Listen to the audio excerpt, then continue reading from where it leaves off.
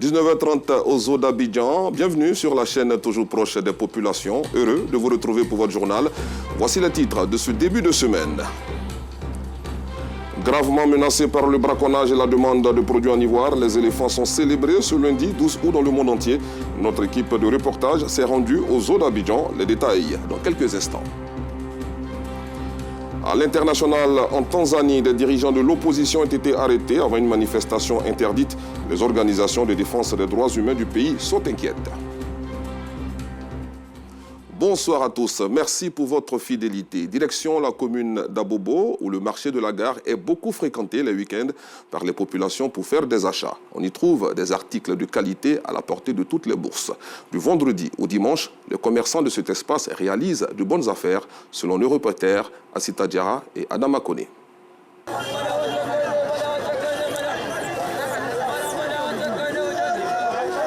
Les week-ends, des personnes à la recherche de divers articles à moindre coût se rendent à Abobo Gare pour faire des emplettes. Dans cet espace transformé en marché, on y trouve toutes sortes d'articles, des sacs, des chaussures, des assiettes et des vêtements entre autres. En cet endroit, Moussa, vendeur de téléphones, expose ses marchandises tous les week-ends à l'entrée de ce magasin. Il est en pleine discussion avec un client.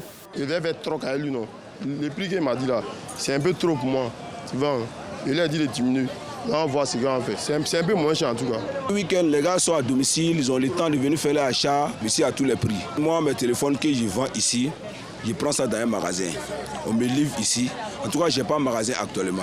Mais tout ce que je prends, c'est certifié avec des emails derrière. Ce week-end même, on peut dire merci. Non loin de là, les vendeurs ambulants proposent eux aussi leurs articles aux passants. Moi, mes modèles sont les jean boards. Voilà, avec les jean boards, tu peux gagner les vrais modèles moins chers encore en plus. Le week-end, les trucs sont moins chers ici. Donc vraiment, j'encourage mes frères et sœurs à venir à Bobo pour acheter les habits. Le week-end, moi, il peut venir ici à partir de 6h, il vient à 6h, il descend à 18h. Les clients viennent, en tout cas, il fait marcher même. Les week-ends sont également des moments propices. Certains parents profitent pour acheter des tenues scolaires de leurs enfants dans le cadre des préparatifs de la rentrée scolaire. Ils y vont pour faire des provisions du mois, une aubaine pour les commerçants. C'est chaque week-end ils viennent. Vendredi soir, samedi, dimanche, ils viennent faire les achats. Nous on fait moins cher. Il y a tous les prix. De 2000 jusqu'à 3000, il y a tout. Le marché d'Abobo Gare est visité par plus de 1000 personnes les week-ends. Tous sont à la recherche d'un objet particulier à un prix accessible. Parlons solidarité à présent. Créée il y a environ 6 ans, Génération Pas Chez Nous pose des actions sociales, surtout dans le domaine de l'éducation. C'est dans cette optique que l'ONG a offert des fournitures et des vivres d'une valeur d'environ 8 millions de francs CFA aux pensionnaires de l'orphelinat Centre d'accueil Bethel Food, en présence de notre reporter Clément Bocco. Je ne suis pas venu te dire tu seras pauvre et chaque année quelqu'un va venir te donner à manger. Je suis venu te dire que par toi, les prochains orphelins auront de quoi manger. C'est par une exhortation au dépassement de soi que le pasteur Patricia Avid, présidente de l'ONG Génération Pas Chez Nous, a partagé son expérience de vie aux États-Unis d'Amérique où elle vit depuis une vingtaine d'années. Un appel au changement de mentalité, gage de toute réussite et indispensable pour le développement personnel et le développement de l'Afrique. En plus des paroles de vie, Patricia Avid est arrivée dans cet orphelinat les mains chargées de cadeaux. Dans 2 Timothée 2,15, la Bible nous rappelle « Soyez approuvés de Dieu en étudiant ». Donc, au travers de l'éducation, on combat la pauvreté parce qu'on leur donne une éducation, on leur donne de pouvoir avoir de quoi faire et par le travail, eux aussi, ils puissent maintenant se prendre en charge. Donc, l'éducation est vraiment au centre de notre ONG Génération Pas Chez Nous. Mon objectif avec l'ONG, c'est chaque fois que nous avons une édition, de doubler notre impact. D'une valeur d'environ 8 millions de francs CFA, ces dons viennent à point nommé selon la première responsable du centre. Aujourd'hui, je suis vraiment dans la joie d'accueillir maman Avi, qui a quitté jusqu'aux États-Unis pour venir donner des cahiers, des sacs, du riz, de l'huile à plus de 200 enfants. c'est vraiment une joie pour moi. Je voulais seulement dire merci à celui qui est en haut, qui est notre Père Céleste, qui est tout pour nous. Le centre d'accueil Bethel Food ambitionne se déployer dans d'autres villes du pays, mais les défis restent encore nombreux. D'où un appel aux bonnes volontés pour emboîter le pas à l'ONG Génération Pas Chez Nous. La journée mondiale de l'éléphant est célébrée le 12 août de chaque année. Créée en 2012 par la cinéaste canadienne Patricia Sims et la Fondation pour la réintroduction des éléphants, elle vise à sensibiliser à la protection de ces animaux menacés d'extinction. En Côte d'Ivoire, des lois de protection ont été légiférées. Notre équipe de reportage s'est rendue ce lundi aux eaux d'Abidjan pour constater la réalité de son seul éléphant. Voici le reportage de Bali Makarine et Théodore Zozo. D'Abidjan, ce 12 août consacré à la journée mondiale de l'éléphant. Ces visiteurs venus de divers horizons méconnaissent l'existence de cette journée de protection de cet animal menacé d'extinction du fait du braconnage. La journée mondiale de l'éléphant, on ne connaît pas. Je viens de Grenoble, en France. Je n'ai pas entendu parler de la journée mondiale de l'éléphant, mais je suis venu voir le zoo d'Abidjan parce que c'est très joli. D'autres, en visitant ce lieu de protection d'animaux, n'ont jamais vu l'éléphant. Je viens du Burkina Faso. Je n'ai jamais vu d'éléphant, mais si je le vois, ce sera ma première fois. Je viens du Nigeria et c'est ma première fois de voir un éléphant. C'est pourquoi je fais des photos en tant que touriste pour montrer à mes proches à mon retour. Devant l'enclos de Cannes, l'unique éléphant de ce zoo, ces visiteurs sont émerveillés. L'éléphant est beau, il n'est pas offensif. Je suis très contente en tout cas de le voir. Quant à Clarisse, originaire du Burkina Faso, pays voisin du Nord, elle déplore le traitement infligé à cet animal, l'un des symboles de la Côte d'Ivoire, du fait de ses défenses. Il y a des espèces qui sont en voie de disparition, et notamment l'éléphant. Dans les années 90, il y avait une traversée d'éléphants dans la zone du Moun. Donc avec Faso Tour, on avait l'habitude de prendre le car pour voir vraiment la traversée de ces espèces. Mais dommage, aujourd'hui, nous observons cette disparition. Nous ne les voyons plus, nos enfants ne les voient plus, nos petits-enfants non plus. Donc c'est ça qui nous motive vraiment à visiter les zoos. C'est en ce moment qu'arrive le camion chargé d'apporter sa nourriture. L'un des soigneurs revient sur l'importance de leur tâche. Très important de nourrir les porteurs, très important même, parce que c'est là qu'ils vivent et c'est nous qui s'occupe. On doit aussi nourrir à chaque moment. On a presque 1 tonne de feuilles par jour. On va jusqu'à Azaguié pour les couper. Celui-ci nous donne les raisons de protéger cet animal et de rompre avec sa solitude. On lui attribue ce nom Cannes parce que quand il naissait ici, en matin, du 26 février 1992, le soir venu, on rapportait la Coupe d'Afrique. C'est de le maintenir en bonne santé surtout, constamment le veiller sur lui, parce que c'est le seul éléphant qu'on a au zoo ici. C'est vrai qu'on a fait mains et pieds avec le ministère des eaux et forêts, surtout la faune, pour pouvoir on puisse avoir un autre éléphant pour qu'elle puisse s'accoupler, avoir moins une progéniture. Les dires du soigneur, confirmés par le préfet hors hiérarchie, Youssouf Traoré, directeur du zoo national d'Abidjan, joint au téléphone. Il y va de la survie de cet animal important pour la Côte d'Ivoire. La protection de l'éléphant est une priorité pour le gouvernement qui a mis en place une législation. Depuis 2012, le 12 août est consacré à la Journée mondiale de l'éléphant à l'initiative de la cinéaste canadienne Patricia Sims et de la Fondation pour la réintroduction des éléphants. Emblème de la Côte d'Ivoire, l'éléphant est en voie d'extinction sur le territoire national. Les populations d'éléphants ont chuté dramatiquement de nos jours. C'est la région du Tonpi qui nous accueille à présent. Depuis le 3 août dernier, a démarré la semaine de la sécurité routière sur toute l'étendue du territoire national. Et l'Ouest montagneux n'a pas dérogé à cette campagne qui a pour but de sauver des vies en réduisant au maximum les accidents de la route. Le reportage de Gervais Kouassi du bureau régional de RTIMA est commenté par Georgette Ido Fofana. La 19e édition de la Semaine nationale de la sécurité routière a coïncidé avec la célébration de l'accession de notre pays à la souveraineté nationale. Ce fut une fois encore pour le directeur départemental des transports de Mans et ses collaborateurs d'investir les grands artères de la capitale régionale du Tonpi, à l'effet d'exhorter les usagers de la route au respect du code. Pour cette édition, un accent a été mis sur les grandes sociétés de transport ayant des cartes de plus de 50 places. Les autorités préfectorales et sécuritaires se sont à nouveau associées à cette campagne. Comme thème choisi pour cette édition, c'est la conduite par temps de pluie. Quelles sont les précautions à prendre? Et nous sommes en plein dans la fête de l'indépendance. Nous venons vers les conducteurs, les chauffeurs, les usagers de la route pour les sensibiliser. Les sensibiliser à adopter des comportements responsables pendant la période de pluie. Il ne faut pas donc rouler à vive allure, il ne faut pas changer de direction brusquement. Il faut surtout avoir les accessoires des véhicules en bon état, surtout la pneumatique et le système de freinage. Ce sont ces informations que nous donnons aux conducteurs et aussi demander aux usagers la patience. Et il ne faut pas surtout mettre la pression sur les conducteurs par temps de pluie. Les effets de la Semaine nationale de la sécurité routière initiée par le gouvernement sont positifs.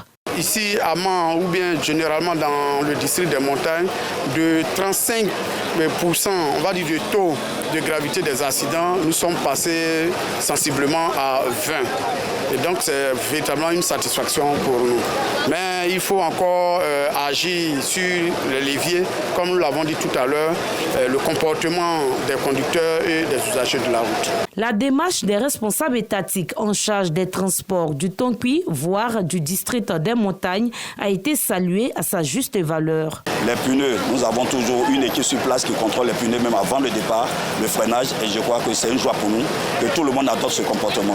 La sécurité de tous les Ivoiriens et partant des usagers de la route préoccupe au plus haut point l'équipe gouvernementale. L'un des principaux dirigeants de l'opposition en Tanzanie, Tundu Lissu, et deux figures de son parti Chadema ont été arrêtés par la police avant une manifestation prévue ce lundi, a annoncé un responsable de la formation politique. Début 2023, l'opposition avait déjà organisé des manifestations massives pour demander des réformes électorales pour garantir la crédibilité des élections présidentielles de 2025. Le principal parti d'opposition a demandé la libération de ses responsables. Comme tous les lundis, décortiquons l'actualité sportive. C'est avec Salif Ouattara de RTI Sport. Bonsoir Salif. Bonsoir Guy Michel. Allez, suivons ensemble cet élément signé Aude Alégbé. Dernier espoir de la Côte d'Ivoire à ses joutes olympiques, Cissé Cheikh Salah s'est assuré une médaille de bronze face au Mexicain Sansores. L'or aurait pu pointer au rendez-vous, mais son combat en demi-finale face au Britannique Caden Cunningham, les choses se sont compliquées pour Polozo à cause d'un pied gauche capricieux. Diminué physiquement, Cissé Cheikh réussit tout de même à ramener une médaille de bronze à la Côte d'Ivoire qui avait espéré plus que ce métal à cette compétition olympique. Ni Ruth Bagby, Talou, encore moins Hassan Batili n'ont réussi à renflouer le contingent ivoirien de médailles. Les clubs valident le maintien du CW et de l'US Tchologo. C'était dans le tuyau, c'est maintenant officiel. Les clubs du CW Sport de San Pedro et de l'US Tchologo, qui avaient été rétrogradés en Détroit au terme de la saison écoulée, sont maintenus et évoluent bel et bien en Ligue 2. C'est la principale information qui ressort de l'Assemblée générale extraordinaire tenue le vendredi 9 août 2024. Des clubs et groupements d'intérêt ont voté à une majorité les statuts amendés qui leur ont été soumis. Désormais, les clubs de Ligue 2 passent de 24 à 28 en raison de 14 clubs par poule. L'application de ces réformes est prévue pour la prochaine saison afin d'éviter tout conflit avec les clubs ayant des dossiers en cours de traitement auprès de la commission de recours de la FIFA. Alors, les Jeux Olympiques 2024 ont pris fin hier à Paris, en France. Ensemble, nous allons dresser bien sûr le bilan de la participation de nos compatriotes. On rappelle que 13 athlètes ont représenté notre pays. 13 athlètes, justement, l'espoir était au beau fixe quand ils quittaient Abidjan. Ils ont eu un rassemblement, on en a parlé ici à Tremblay en France. Malheureusement, finalement, les choses se sont compliquées sur les différents aires de jeu. Finalement, c'est Cissé Cheikh Salah seul qui parvient à nous ramener une médaille de bronze. On avait tous espéré cette médaille d'or quand on a vu l'ascension fulgurante, la démonstration de force que Cissé Cheikh imposait au fur et à mesure que les combats s'est déroulé, mais finalement, en demi-finale, il est tombé face au Britannique Cunningham et finalement, c'est une médaille de bronze face à son challenger de cette catégorie, Sansores, le Mexicain, que la Côte d'Ivoire va devoir prendre et se contenter de cette médaille. On rappelle que l'espoir était bien sûr permis concernant l'athlétisme avec Marie-Josée Talou, Muriel Aouré et autres. Malheureusement, ça ne s'est pas bien passé pour nos sprinteuses. Oui, quand on voit l'expérience, on comptait beaucoup plus sur l'expérience parce qu'en face, effectivement, on avait cette jeunesse du côté des États-Unis, de la Jamaïque et de bien d'autres pays qui se présentaient et qui s'imposaient. Mais on a pensé qu'avec l'expérience que Talou avait accumulée au fur et à mesure de ces différentes joutes olympiques, elle en a quand même participé à pas mal d'événements. On pensait quand même que cette expérience allait lui permettre de pouvoir résister, mais finalement c'est une blessure qui elle aussi la condamne et empêche la Côte d'Ivoire d'avoir une médaille à ce niveau. D'accord. Au niveau du tableau définitif des médailles, les États-Unis, la Chine et le Japon ont constitué le podium. La France a obtenu la 5e place derrière l'Australie, mais devant la Grande-Bretagne, le Kenya, première nation africaine du classement, avec la 17e place. Le Kenya, 17e, avec 11 médailles au total, 4 médailles d'or.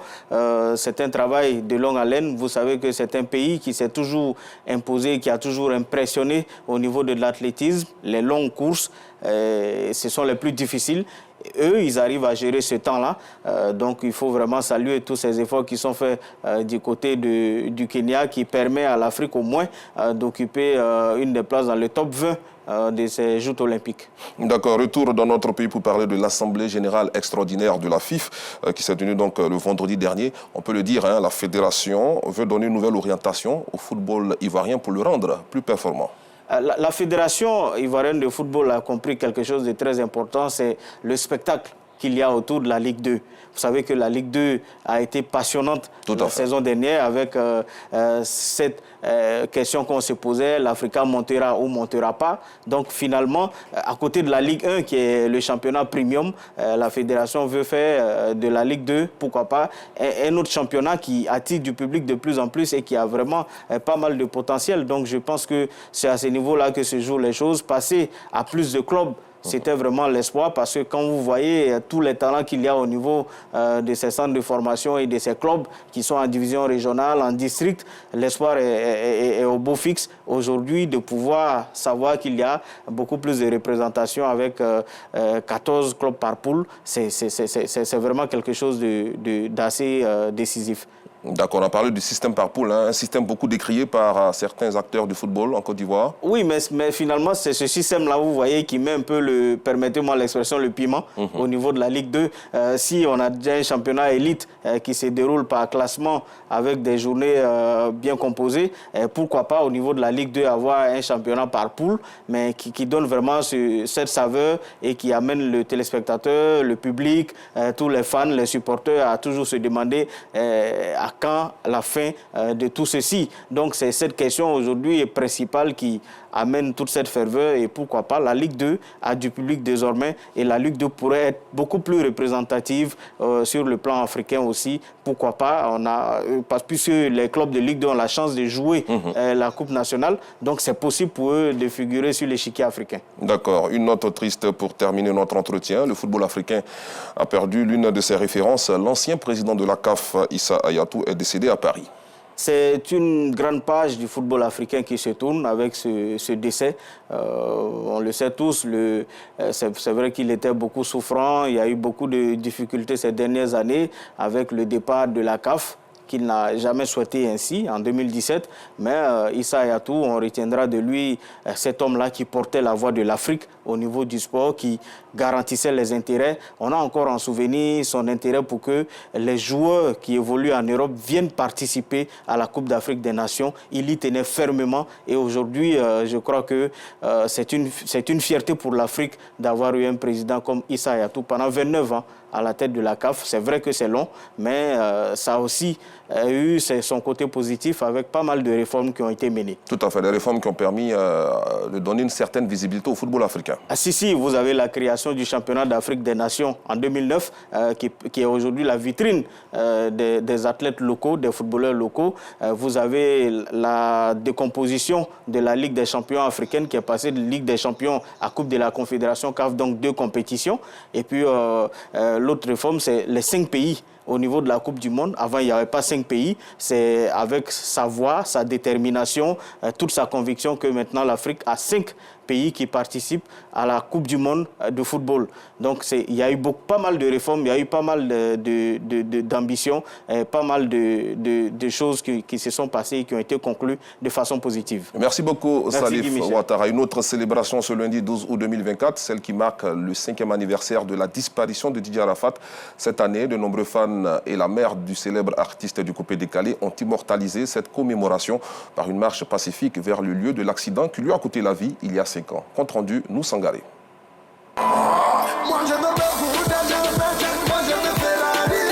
5 ans après son décès, Ouange Didier, alias Didier Arafat, demeure encore dans la mémoire des Ivoiriens. Les fans de l'ex-star du coupé décalé ont marqué la commémoration du décès de leur idole par une marche sobre, sans parade.